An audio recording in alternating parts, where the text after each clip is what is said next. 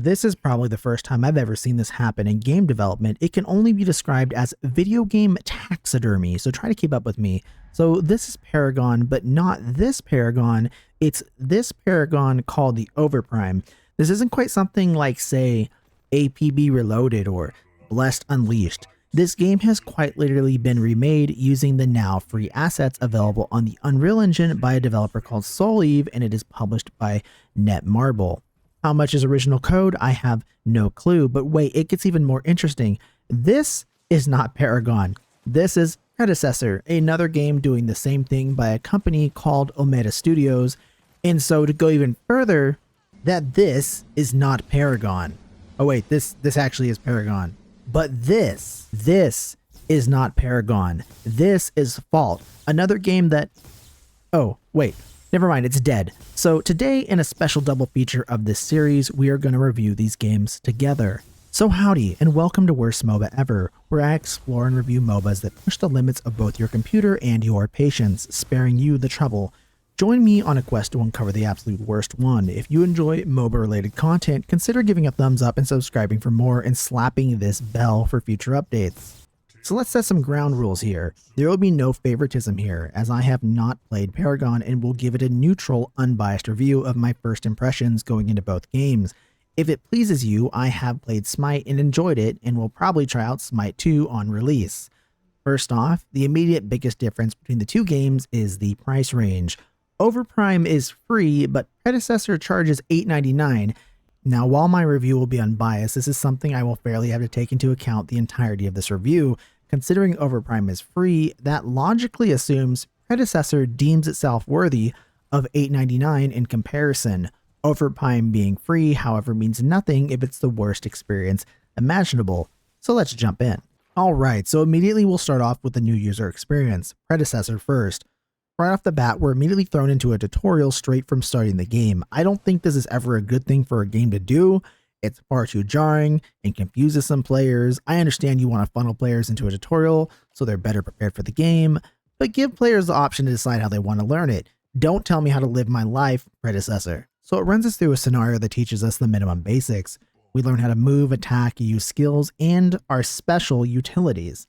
The special utilities are a built-in forward instant transmission as well as reusable potions that regenerate when we head back to the base.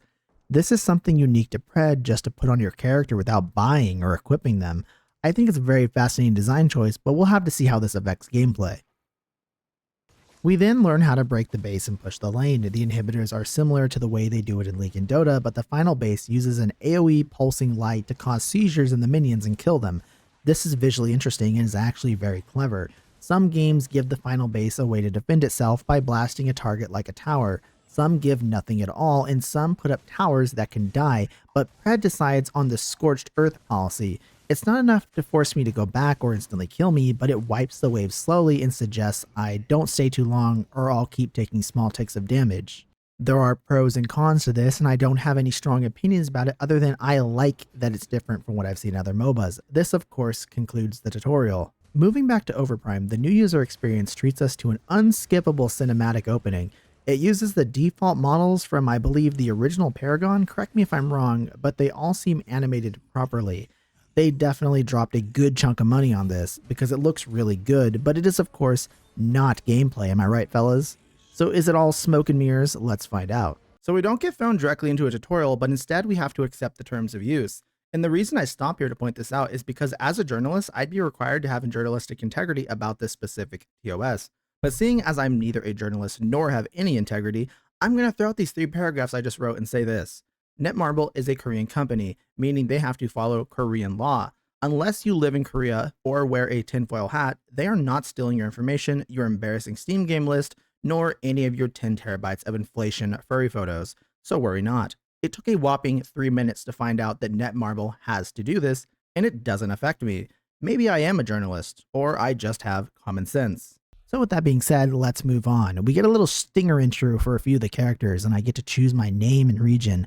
We get a brief breakdown of what Paragon the Overprime claims it is in a 3-section format, short and simple. However, we're then forced into a tutorial like Predecessor. Again, I understand why, even though I really don't like this. Stop telling me how to live my life. God damn it. Area Agora. Not a bad idea. It's go time! We get hit with a pretty little Microsoft PowerPoint of important information. It's very straight to the point. As I say with all my reviews, it's as hard to make a tutorial for a MOBA as it is to convince your jungler to gank your lane. Surprisingly though, the information is well put together. Also, the slight visual aid on each slide is a nice touch. I feel like the devs actually are MOBA players themselves that did their research or just know what they're talking about. They're definitely getting an A+ on this project. Look at the descriptions here of the lane. A way to make me feel special. I am a brave big boy in my little solo lane. The next slide breaks down the bushes, stealth, and detection methods. Again, this is a lot of information to throw at the player all at once, but it doesn't rush you to learn it, which is nice, and you can skip through it without reading, which I did because I don't care. It also explains the portal system, which is a quick way on a cooldown to get around the map. I can already imagine how this affects gameplay, but we'll see in our first match. Now, an interesting thing here is after giving us homework to study, they then do the same type of tutorial as Pred does. So first they educate us, then they allow us to do it ourselves, hands-on. A pop quiz, if you will. We run through the motions with a few differences. Overprime has a sprint system, where when you press shift, you pull a reverse Caitlyn Jenner and start a slow transition into an Olympic sprinter. If you're hit while sprinting, you are hit with a severe slow. This is the trade-off of moving faster. Secondly, Overprime introduces bushes, and they do it in a way slightly different than League or other games. When entering a bush, you are immediately hidden. However, moving in it rustles the grass so the enemy can estimate roughly where you are. This is actually pretty neat. It also turns the jungle into a literal Vietnam simulator. Lastly, they also have a summoner spell system that works like the built-in blink that Predator has and then some. We'll talk about this later. It's also worth noting Overprime uses the standard super tower as a final building to destroy as opposed to Pred's AoE strobe light seizure inducer. We can then enter our first match, or we can run these 3 additional tutorials for expanded advanced information. In order from left to right, the tutorial here gives us an incredible in-depth explanation of how the shop works, how to sell, buy, undo items, turn on and off auto buy, as well as it explains every part of the shop menu in a very brief and informative way, as well as jungling information. The third one teaches the player about the map bosses and the objectives between the lanes.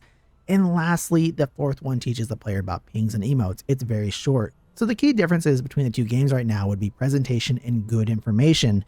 You'll see in a second how much of a difference that makes for me as a new player going into my first match once we get into the real meat and bones of the game. So immediately, Pred's strong point is that it's straight to the point and gets you going, but only if you know how to play a MOBA. Obviously, the weak point here is that it's essentially throwing you a pair of boxing gloves and then immediately putting you into a ring with a heavyweight champion. The clear winner here, in my opinion, is definitely Overprime, and you can argue that it's preference, but you're wrong and I'm right because I said so and this is the internet. Jokes aside, I think this is a very important subject for all games, especially complex ones such as MOBAs that we as the player want to see be successful. The goal of any game is to bring in new players and retain them, otherwise the company no making money. Given MOBA's track history of lasting a year and dying, a task a MOBA has yet to figure out, if anyone has played as many MOBAs as I have, you understand that very real pain. I'm still upset that MXM, Dead Island Pandemic, Heroes of New Earth, and the list goes on are quite literally all gone. So how do you retain players? Well, there's a lot of thought on what goes into actually how to retain players, but despite all the nuance, the biggest core design philosophy of games is that the player has to know what or why they're doing something to stay entertained. The moment a player feels lost, you run the risk of losing that player or just having them quit the game. That's just the reality of it. Putting the expectation on the player to deal with having to learn trial by fire is just unrealistic and only targets a very specific hardcore audience. The last thing the player wants to do is be called slurs for feeding and not knowing what they're doing wrong. So again, that's why I say Overprime did it very well here. It's not perfect, and I think the gold standard is Dota 2's tutorials.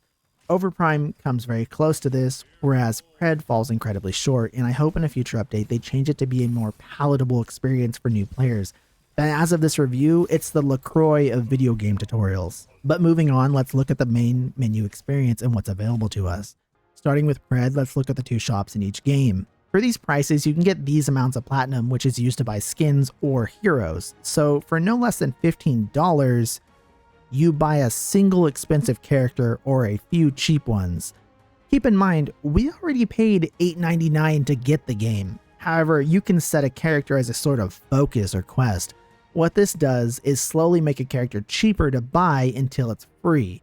Each level reduces their price by 200, allowing you to generously still spend your money in case you get impatient. Just imagine working for money, except instead of money, they just reduce the cost of the money you're going to give them later.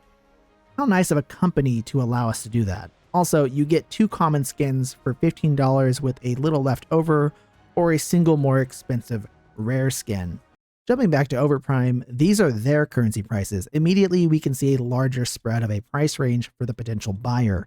However, let's see what these prices can even get us. It might not even be worth our money. So for 99 cents, we head to the emote dollar store for our favorite hero. That's fine, but we also have an option for a second currency to purchase any of these. What this is a earned currency per match, like Rune Essence in League or credits from Overwatch. I do like this a lot, but how fast we earn it determines whether the system is worth our time. Dailies give a total of 300. You get 10 for a match and 15 if you manage to get an MVP slot. This is doubled for the first win of the day as far as I can tell. I'm not too sure about that. You also get 500 for the weekly bonus. This is pretty generous overall as far as I can tell, but maybe it's slow for some people. On top of these ways to earn currency, you also get a few thousand from the beginner exploration pass and the weekly login, as well as unlocking several heroes for free at certain levels. You even get a free legendary skin at the end. This appears to be a noob battle pass for free starting players to progress through. Taking this additional currency into consideration, let's see the hero prices. So for 2,000 or 3,000, you can unlock a new character without spending any money, or you can use 70 or 100 Kima. This equals $10 for a more expensive character, or you can spend 20 for 210 Kima, which gets you 3 cheaper characters. Oh, and you can also change your name for free here. Not sure if it's a one-time thing, but it's nice to not see this charged for. It's most likely because in Pred, the game uses your Steam name, so this was most likely the developer's way of saying, yeah, go ahead and use whatever name you want since we didn't link Steam accounts. Oopsie. But there's no way to know for sure, so go be toxic to your heart's content and get a new alias when the pressure of being hated on gets too much to bear.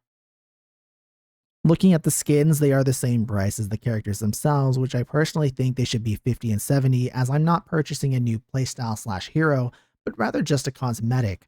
An added bonus is again though, some skins can even be purchased using their earned currency. Not all, but it's still nice that there's a few you can get. So overall, the difference in shop prices for the 2 games are slightly noticeable, with Overprime coming out on top overall. It's also worth noting if you were to play Overprime from the get-go and never bought Pred for the same price, you already get a skin, hero, or a mix of a few emotes. Moving on to the heroes, we'll again start with Pred and check out all the cool characters offered. I have never played Paragon, so I'll just assume all the heroes that appear in both games are from Paragon logically because I am big brain. So you can click each character and they spawn in. Upon clicking again, you can see their abilities, affinity, and skins, as well as their stats, which is simply listed as basic attack, durability, mobility, and ability power. The abilities page has the same layout as the skin page. As a matter of fact, so does the overview. This probably means nothing to most of you, but I can tell you as an Unreal dev myself, to put in layman's terms, this is just a copy-pasted UI element that has been slightly edited. If you're one of the Pred's UI developers watching this video, shame on you, go fix this. As for the affinity system, we are treated to an awesome feature. You can earn levels on the character to show off your mastery of the character to other people. It's essentially a mini battle pass per character. This is quickly ruined, however, by the fact that you have to pay $5 to get the premium half of the track. This is not a one-time purchase for all the heroes together, but rather $5 per hero. I can't possibly wrap my head around the idea of trying to put this behind $5 rather than letting a player earn all the mastery of a character for free. Really hosing down the Paragon stands with this one, aren't we? Moving on, the characters are slightly different, and upon looking up the original Paragon characters, I see Overprime has gone through the effort to change a lot of the designs, as well as the selection presentation is far flashier and has more detail. Here's a side-by-side comparison of the two. I'm impressed, but that's just bells and whistles. Let's see what we have under the hood. Upon clicking, we get hero info with a far more detailed stat block and a little story for the character. as well as all the abilities are put here on the same page. Clicking them shows a video of the skill being performed with a detailed description. Below, they have a skill and emote section. Lastly, instead of affinity, they have a mastery section which shows some mediocre stats, and it appears to show more as you earn more experience on the hero. Overall, presentation of the heroes of the two games is night and day, with Overprime coming out on top besides one thing. That being, the affinity system seems far better than the mastery system. I do like showing off my superiority to all the noobs, however, this is ruined by the $5 price tag. At this point, it appears I'm just doing a smear piece of Predecessor, so I apologize. At the end of the day, however, it comes down to which game plays better. It is what it is.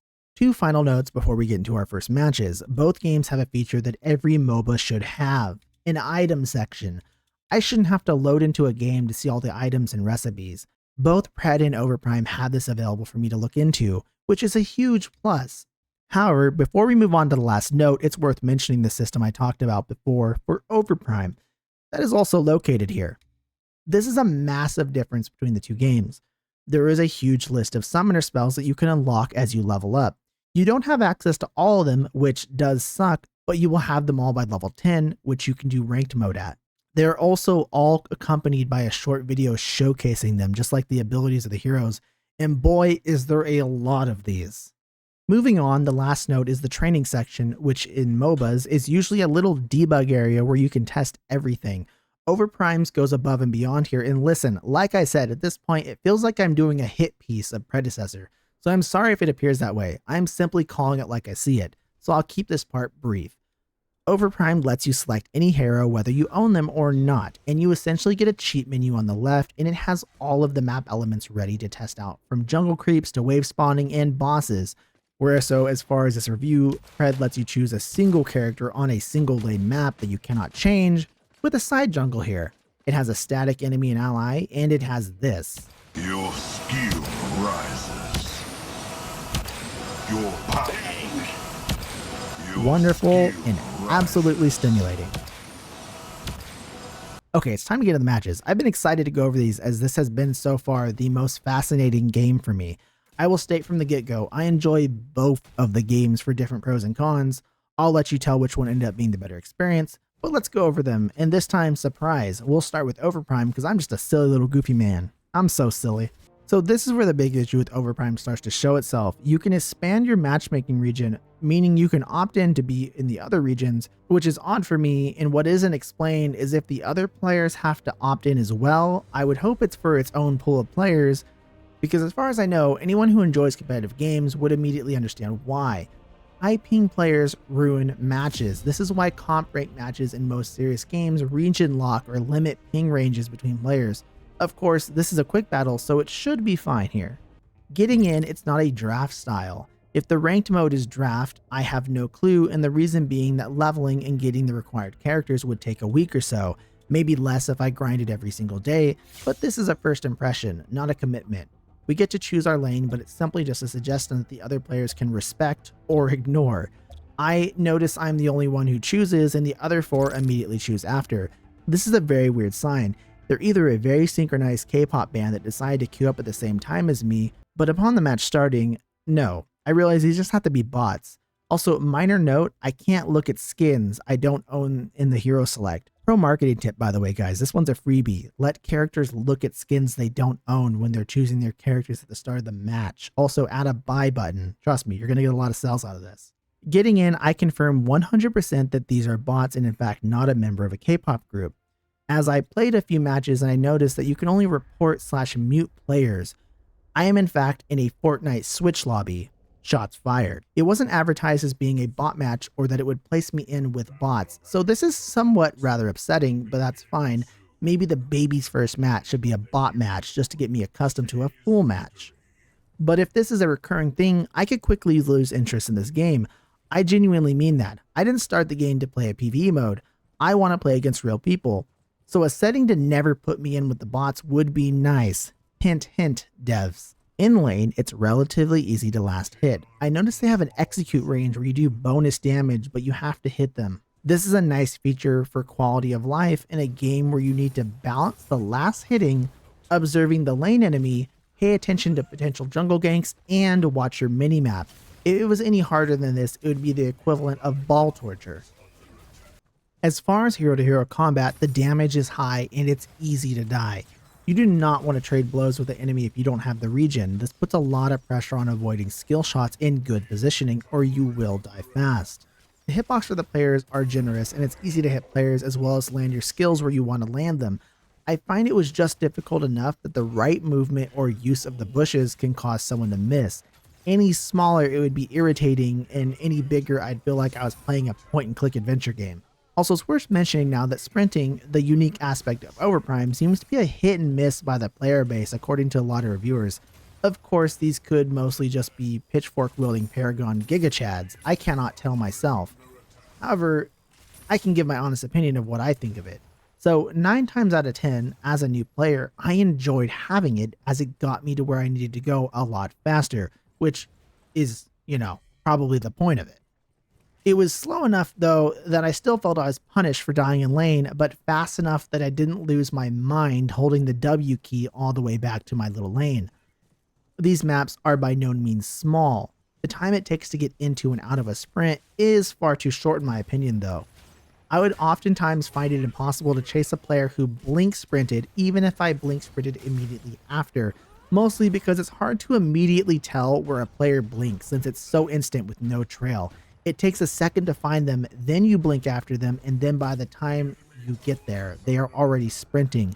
I would personally buff the cast time to a full 3 seconds and make it outright stun the player or slow them by 90%, decaying over 1.5 seconds upon being hit in the sprint mode, as well as uninstall their game and nuke their house. I, of course, am a Dota player, and my idea of balancing is to make everything suffering and pain. So do or don't do this. The balls are in your court to torture as you please. I also want to point out how much the in-game UI needs a bit of polish. I praised the main menus for Overprime because they're done very well, but in-game it's the opposite. They look pretty, but they're not practical. When leveling up an ability, it's not as apparent as it should be of what I can choose. A delayed looping effect plays inside the skill, and I genuinely take 5 to 10 seconds every time to figure out what to level. Rewatching the recording though, I'm actually just dumb, and it was apparently a skill issue because I see that the stat increase appears next to the skill I can level up. Still though, I'll go ahead and put a comparison to Predecessor and you can decide which one does it better. Another issue I had was the quick stats are incredibly small to see down here, and a transparent darkened background would do wonders here. However, this is also a minor issue compared to the biggest issue I faced, which was in the shop. I'm convinced Solive hates dyslexic players because when you click to sort the items, it pops up these filters, but they cover the stats and it's hard to read them. Just darken the stats while the filter choices are up, or do what Predecessor cleverly does and make the stats clickable, as shown here. As for the gameplay loop, it follows League of Legends quite exclusively, so you absolutely have to get the elemental spirits. These work like dragons in League, but stack up to 5. And after the ultimate spirit spawns for a big buff that amplifies the buffs that the team already has. The other objective is a part 2 one. It is a Rift Herald from League called the Underling, which, fun fact for all you Paragon players, is an anagram of Indulger, which means absolutely nothing, and upon defeat lets you spawn them with one of its balls to attack the nearest lane. The Prime Guardian is the second half, which spawns after 18 minutes, and is an absolute point of contention for the team that wants to win. If you win this fight, you can most likely end the game, as it sends out a massive nuke on all the enemy structures and gives your team a game-ending buff. So I played quite a few matches, and before I knew it, I was 8 hours deep into the game. My observations were that queue times took anywhere from 5 seconds to 5 minutes. And for some unknown reason, it would throw me into a match with bots at will. I could not figure out why it would or wouldn't do this, because sometimes it gave me a 10-second queue and put me in with bots. Other times it gave me a 3-minute queue and put me in with players. It was so inconsistent, I had no clue why. I actually did enjoy the bot matches, that being said, but after a while I'm sure I would get quickly bored. I could probably be fine with even more bot matches if I wasn't so lonely in solo as shown by my empty friends list. This is sad. As I mentioned before, I was not looking for a PvE game though. The few matches I got with players were about as randomly difficult as any quick play in a competitive game. Sometimes I would get complete ace players on my team, and to put it politely, I would also sometimes get the type of player that would have gotten me chat banned for a month when I was younger. I do really wish I could have eventually grinded out the ranked mode, which I may most likely do in a future re-review of the game. However, it just took too long, and as a person who enjoys ranked, I was okay with this. I want people entering my queue to know what they're doing. That is completely fair. So moving on to my experience in Predecessor, it plays significantly different while still remaining mostly the same. The biggest difference is playing against real people. That is already a bonus. There are no bots, but there is a bot mode I can opt into rather than stealthily being forced to play. My first match was absolutely dreadful. I did poorly and got absolutely destroyed. I want to go back to Overprime bot matches, but I'm no quitter. So Predecessor uses draft mode in quick play similar to League, no duplicate heroes allowed like Overprime. If your character is picked, oh well, tough titty said the kitty. Upon getting in, I'm immediately forced to make a decision. I have no clue what this is, but I'm smart and figured it out. It appears to be some kind of trinket that evolves into an item later on. This would have been lovely to get a tutorial on, but trial by fire is apparently the way of this game. I also don't think this review would be fair if I didn't do my due diligence to learn the game. I should have been taught all of this by the game, but it failed to do so, so I quickly read up with what little information is online, which is nothing. The videos suck and the wiki is bare bones, so we're going in raw. Prepare yourselves, guys. For the laning phase, it was very oriented on hero selection. What I mean by this is that the enemy characters seem better.